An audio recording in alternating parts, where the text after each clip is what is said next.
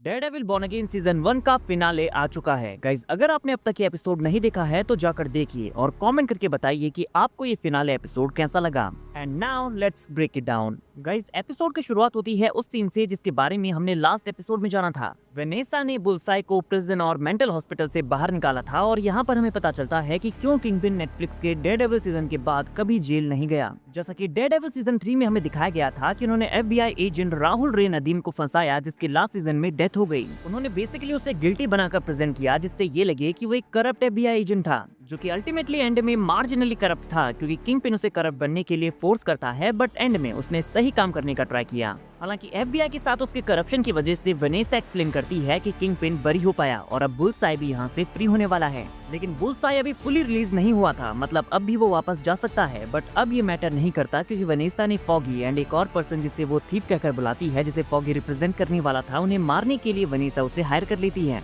और हम देखते हैं कि इस मेंटल फैसिलिटी में बुलसाई को ड्रग्स दिए जा रहे हैं ताकि वो फंक्शन ना कर सके। और जब वो उसे ड्रग्स देते हैं तो वो उनकी तरफ अपना हाथ बढ़ाता है, लेकिन वेनेसा उससे उन्हें दूर कर देती है। और वो अपने हाथ को बड़ी मुश्किल से ला पा रहा था क्योंकि इन ड्रग्स की वजह से वो ज्यादा मूव नहीं कर पा रहा था। और यहाँ पर वेनेसा कहती है कि मैं तुम्हें तुम्हारा माइंड वापस दे सकती हूँ। तो उसके बाद वो बाहर आता है, फॉगी को मारता है, डेयरडेविल के साथ उसकी फाइट होती है, डेयरडेविल उसे बिल्डिंग से नीचे फेंकता है, वो सर्वाइव कर लेता है और जेल में चला जाता है। उसके बाद किंगपिन उसे जनरल प्रिजन में डालता है ताकि वो उसे मार सके, इसीलिए वो वहाँ से भागता है और रिवेंज के लिए किंगपिन को शूट करता है। बट अनफॉर्चुनेटली किंगपिन को बचाने के लिए मैट इस बुलेट के आगे आ जाता है और खुद इंजर्ड हो जाता है। बट मैट को इसका कोई फायदा हुआ नहीं, क्योंकि आगे हम देखते हैं कि किंगपिन मैट को मरवाने के लिए उसके घर में अपनी टास्क फोर्स भेजता है।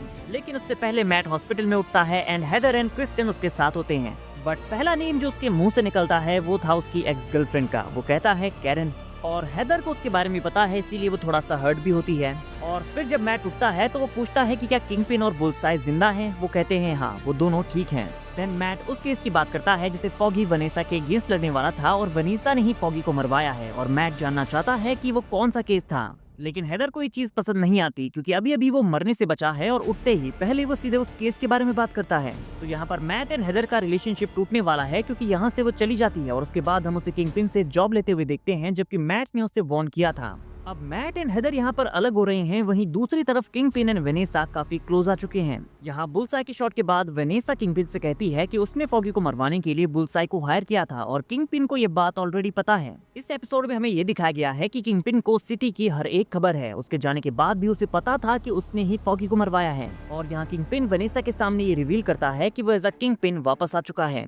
वो कहता है कि मैंने एक गुड क्लीन मेयर बनने का ट्राई किया, लेकिन अपॉर्चुनिटी सामने आ गई और रेड हुक के थ्रू वेनेसा ने मिलियंस बनाए हैं, बट नाउ किंगपिन की पावर के थ्रू वो मिलियंस को बिलियंस में टर्न कर सकते हैं, क्योंकि अब वो पूरे सिस्टम को खुद रन करने वाला है। और रेड हुक की तरह ही वो इस सिटी को भी स्ट्रक्चर करेंगे। और किंगपिन को पता है कि कोई भी उसके अगेंस्ट नहीं हो सकता सिवाय विजिलेंटिस के, इसीलिए वो एक मीटिंग सेट करता है और पूरी टास्क फोर्स को विजिलेंटिस को पकड़ने के लिए भेजता है और पूरी सिटी को शट डाउन करने का ऑर्डर देता है। शीला उससे कहती है कि हाँ, आपके ऊपर अटैक हुआ है जो कि काफी बड़ा था, बट आप सिटी को शट डाउन नहीं कर सकते अनलेस पब्लिक को कोई खतरा हो। तो किंगपिन अपने थ्रेट को पूरी पब्लिक का थ्रेट बनाने वाला है। इससे पहले वो बक को मैट को मारने के लिए कहता है और लास्ट वीडियो में हमने ये डिस्कस किया था कि भले ही मैट ने उसकी जान बचाई है, बट किंगपिन के लिए मैटर नहीं करता। और फिर वो शीला से कहता है कि मुझे पता है तुम्हें कई सारी बातें पता हैं और कोई मेरे प्लान के अलग चलता है तो उसे तुम घर भेज दो। तो यहाँ पर वो बेसिकली शीला को वार्निंग देता है कि मुझे पता है, तुम जानती हो कि मैं मेयर नहीं किंगपिन हूँ और मैं वही करूंगा जो मैं चाहता हूँ, और अगर तुम मेरे साथ हो तो ठीक है और अगर मेरे अगेंस्ट हो तो तुम भी मारी जाओगी। और यहाँ पर शीला खुद तो किंगपिन के प्लान का पार्ट बनती ही है, बट वो चीफ गैलो का प्लान भी किंगपिन के सामने रिवील कर देती है।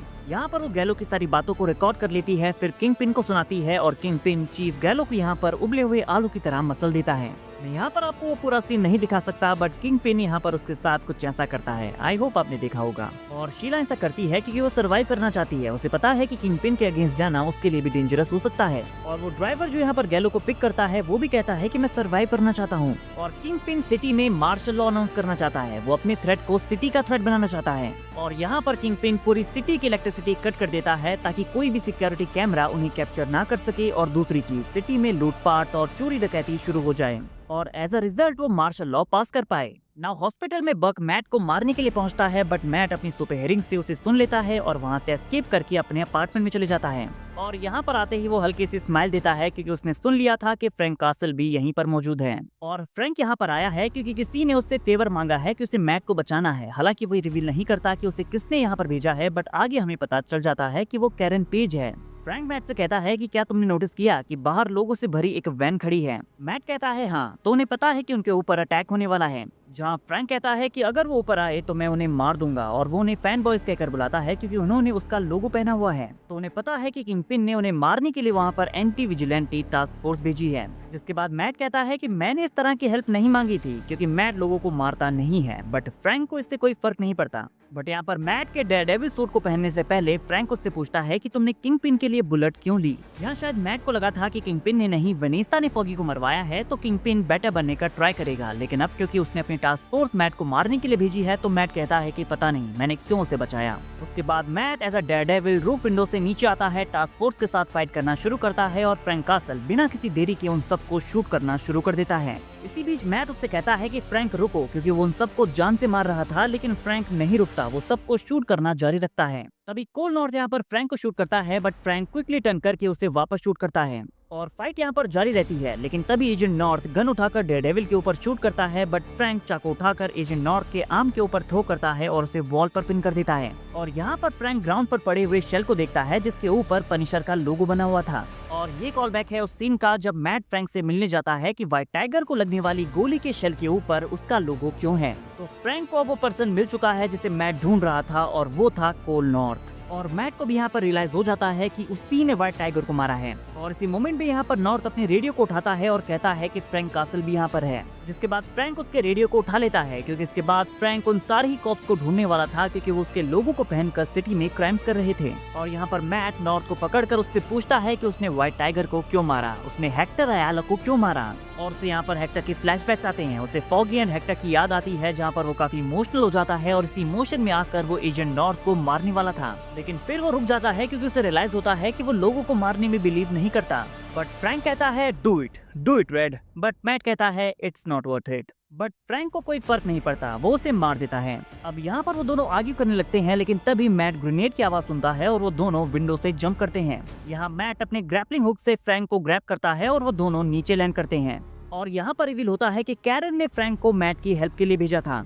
और फिर वो सारे यहाँ से फ्रैंक के प्लेस पर जाते हैं जहाँ पर फ्रैंक अपने वुंड्स पर स्टिचेस लगाता है क्योंकि पनिशर सीरीज में हमने उसे ऐसा करते हुए देखा है, तो उसे इसकी आदत है। और लास्ट टाइम हमने पनिशर सीजन 2 में कैरन एंड फ्रैंक को एक साथ देखा था जहाँ पर उनके बीच काफी केमिस्ट्री भी हमें देखने को मिली थी। और यहाँ पर उनके लुक से लगता है कि अब भी उनके बीच वो रोमांस है, वो दोनों एक दूसरे को देखकर यहाँ पर काफी खुश हैं। वहीं मैट उसका एक्स बॉयफ्रेंड है, नेटफ्लिक्स डेयरडेविल में एक दूसरे को उन दोनों ने डेट किया था। तो इस सीन में इन तीनों का लव ट्रायंगल हमें देखने को मिलता है। नाउ मैट कैरन के सामने ये रिवील करता है कि वेनेस्टा ने फॉगी को मरवाया था और उसने बुलसाई को हायर किया था। कैरन रिवील करती है कि फॉगी की फाइल अब भी स्टोरेज में है।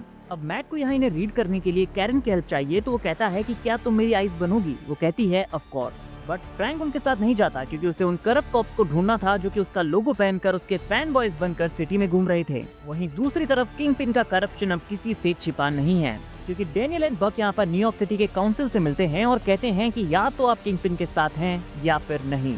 और डेनियल कहता है कि किंगपिन को उनके बारे में सब कुछ पता है, तुम लोगों ने जितने भी बुरे काम किए हैं उन सब का चिट्ठा हमारे पास है। सो अब तो या फिर तुम हमारे साथ काम करो या फिर हमारे अगेंस्ट हो जाओ। वहीं सिटी की लाइट अब भी बंद है, हर तरफ लूटपाट मची हुई है, हर तरफ दंगे हो रहे हैं और ये सब कुछ किंगपिन के प्लान का पार्ट है। तभी कुछ कॉप्स आकर यहाँ पर एक इनोसेंट सिविलियन को मार देते हैं और उसे मास्क पहनाकर ये क्लेम करते हैं कि ये एक विजिलेंटी है। और जिस तरह का मास्क उसे यहाँ पर पहनाते हैं ये डेयरडेविल के नेटफ्लिक्स आउटफिट से काफी मैच होता है। और किंगपिन ऐसा कर रहा है क्योंकि वो ये शो करना चाहता है कि सिटी में होने वाले कियोस के पीछे विजिलेंटीज का भी काफी बड़ा पार्ट है और ये उसे मार्शल लॉ पास करने का एक और रीजन देता है। नाउ स्टोरेज में कैरन एंड मैट फॉगी की फाइल चेक कर रहे होते हैं और मैट उससे कहता है कि मैंने तुम्हारी और फ्रैंक की हार्ट बीट चेक की, इट मींस कि उन दोनों के बीच कुछ है। कैरन कहती है कि क्या तुम जेलस हो एंड मैट ऑब्वियसली जेलस है।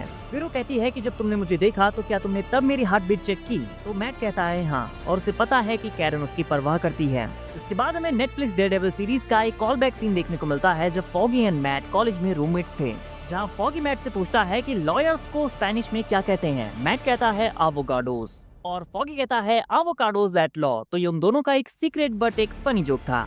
जिसके बारे में कैरन को पता नहीं था क्योंकि तब वो उनके साथ नहीं थी। नाउ जब कैरन यहाँ पर रेड हुक के चार्टर को पढ़ती है तो यहाँ पर रेड हुक के फ्री पोर्ट होने का पता चलता है। लाइक किसी भी तरह के टैक्सेस और टैरिफ से रेड हुक को छूट मिली थी। रेड हुक से एक्सपोर्ट एंड इम्पोर्ट होने वाले गुड्स एंड मर्चेंडाइजेस को टैक्स से फ्री कर दिया गया था। देन यहाँ बताया गया है कि न्यूयॉर्क सिटी के appointed officers and officials red hook की देखरेख के जिम्मेदार थे और वो है किंगपिन। तो किंगपिन के पास रेड हुक की पूरी पावर है, वो बिना किसी की परमिशन के टन ऑफ मनी स्मगल कर सकता है। यहाँ वो कई सारी इलीगल ऑपरेशंस कर सकता है और यहाँ उसे रोकने वाला कोई नहीं है क्योंकि वो खुद यहाँ का इंचार्ज है, क्रिमिनली और ऑफिशियली भी, क्योंकि अब वो सिटी का मेयर है। वो अब पूरी न्यूयॉर्क सिटी को रूल करने वाला है। वही फ्रैंक एजेंट नॉर्थ के रेडियो पर सुनता है कि एंटी विजिलेंट की टास्क फोर्स के बाकी के कॉप्स कहां पर हैं और उसे पता चलता है कि वो रेड हुक में वापस जाने वाले हैं। एंड वो उन सबका पीछा करता है। जब वो वहां पहुंचता है तो वो देखता है कि वो सब उसके साथ बात करने की कोशिश करते हैं। वो फ्रैंक कासल को मारना नहीं चाहते थे, वो उसे किंगपिन के लिए कैप्चर करना चाहते हैं, लेकिन फ्रैंक कासल उन सबको मारना शुरू कर देता है। बट एट द एंड वो उसे कैप्चर कर लेते हैं।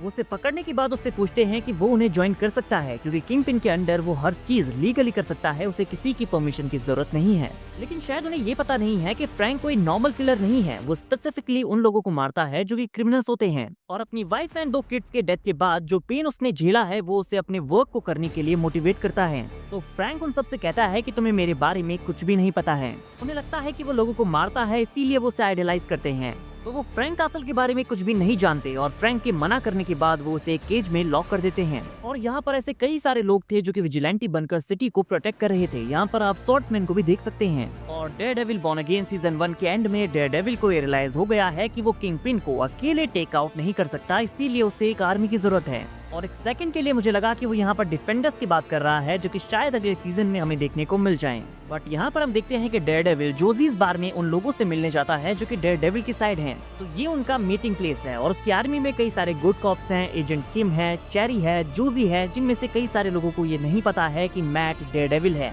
फिर किंगपिन पूरी सिटी को एड्रेस करते हुए कहता है कि ब्लैकआउट अटैक विजिलेंटीज का प्लान था, उन्होंने ये अटैक किया है और क्लेम करता है कि उसने न्यूयॉर्क सिटी के सारे लोगों के साथ मिलकर ये अटैक सर्वाइव किया है। और ये बताता है कि चीफ गैलो ने रिजाइन कर दिया है जबकि उसने खुद उसे मारा है। और इन सारे इवेंट्स के बाद वो सिटी में मार्शल लॉ डिक्लेयर करता है। बेसिकली मिलिट्री यहाँ पर इंचार्ज होती है, जहाँ पर मिलिट्री के कंट्रोल में सारी अनलिमिटेड अथॉरिटीज होती हैं, जहाँ पर वो कोई सा भी लॉ अप्लाई कर सकते हैं। और अभी वो मिलिट्री किंगपिन है। और पहला लॉ जो किंगपिन ने यहाँ पर बनाया है वो ये है कि विजिलेंटीज बनना इलीगल है। तो किंगपिन अब कुछ भी कर सकता है और अब उसके अगेंस्ट डेयरडेविल एंड उसकी टीम है। और यहाँ पर डेयरडेविल बॉर्न अगेन सीजन 1 का फिनाले खत्म हो जाता है। हालांकि यहाँ पर एक मिड क्रेडिट सीन भी है जहाँ पर एंड में हम देखते हैं कि किंगपिन ने उन सारे लोगों को कैप्चर कर लिया है जो कि उसके अगेंस्ट थे और उनमें से एक केज में पनिशर भी है। और इस मिड क्रेडिट सीन में पनिशर एक गार्ड को अपनी ट्रिक में फंसाता है। वो कहता है कि मैं तुम्हारे साथ हैंडशेक करना चाहता हूँ, बट पनिशर उसका हाथ पकड़कर जोर से पुल करता है और उसका हाथ तोड़ देता है। फिर वो उसकी कीज उठाता है और वहाँ से एस्केप कर लेता है।